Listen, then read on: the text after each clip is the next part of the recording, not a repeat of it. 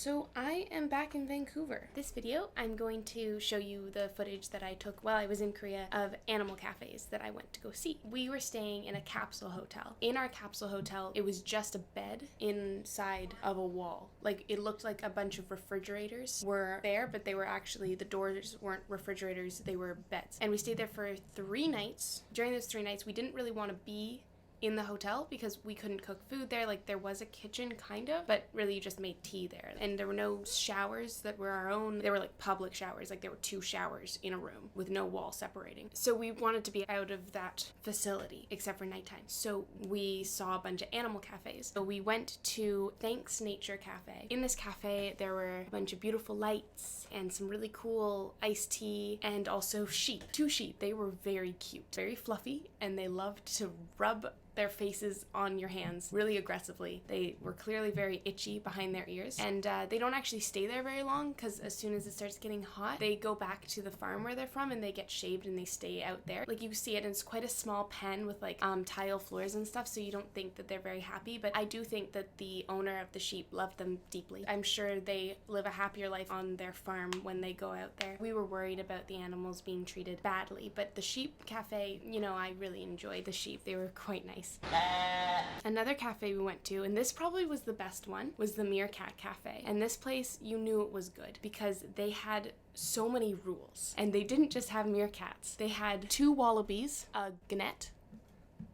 They also had like a raccoon and some other raccoon type thing that had a long nose. And they trained the raccoon and the long-nosed raccoon and the Janet thing to jump on everyone's shoulders. It was so funny.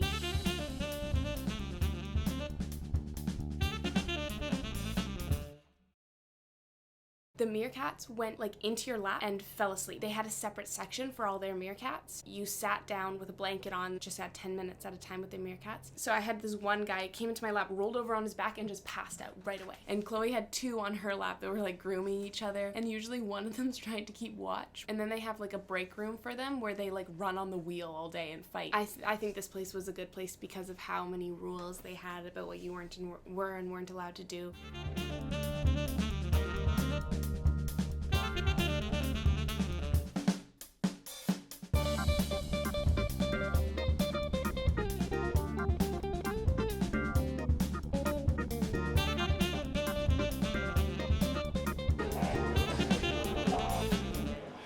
Full grown? You're so sweet. His name Dodo. Dodo like this.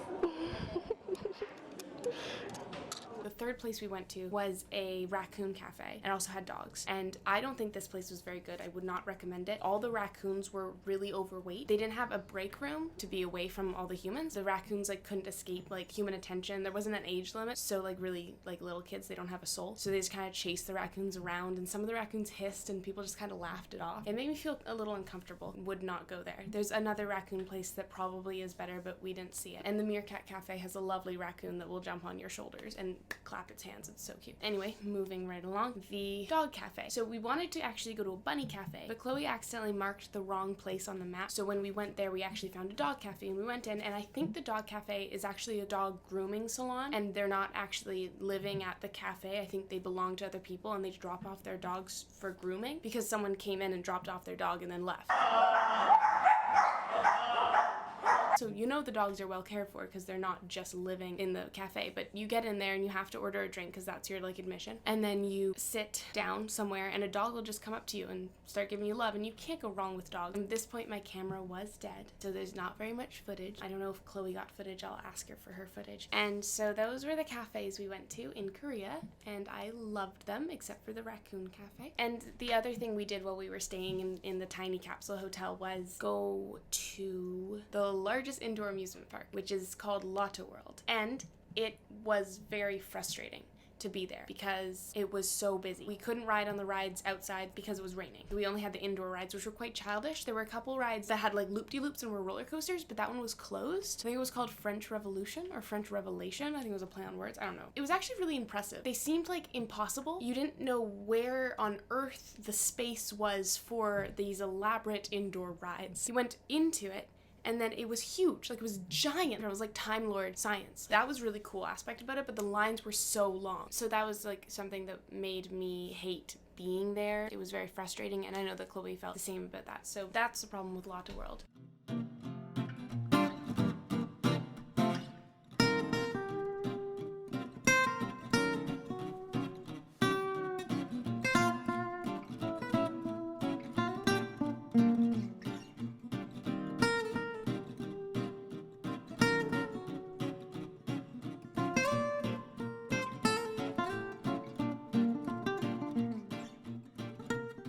But yeah, that's basically all I need to say. So I'm thinking of making my next video about fashion, about like the things that I bought. Like Chloe will come over and we would just talk about the things we bought, like because we bought so much. Like these chopsticks that we got, so that at the house we could eat chopsticks. So we can have Cass, Meg, Chloe, Natalie, and someone's significant other. When we go get sushi and they try to give us wooden chopsticks, we'll say, no, thank you.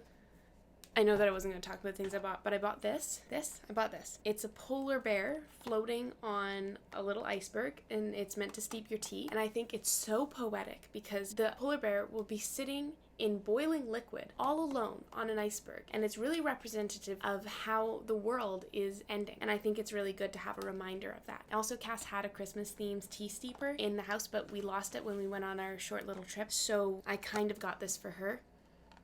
When I say kind of, I mean like anyone could use it, but it's to replace the one that she lost. So yeah, it is for her. This is for Cass. Okay, I gotta go. And also it's Father's Day. Happy Father's Day. Okay, bye.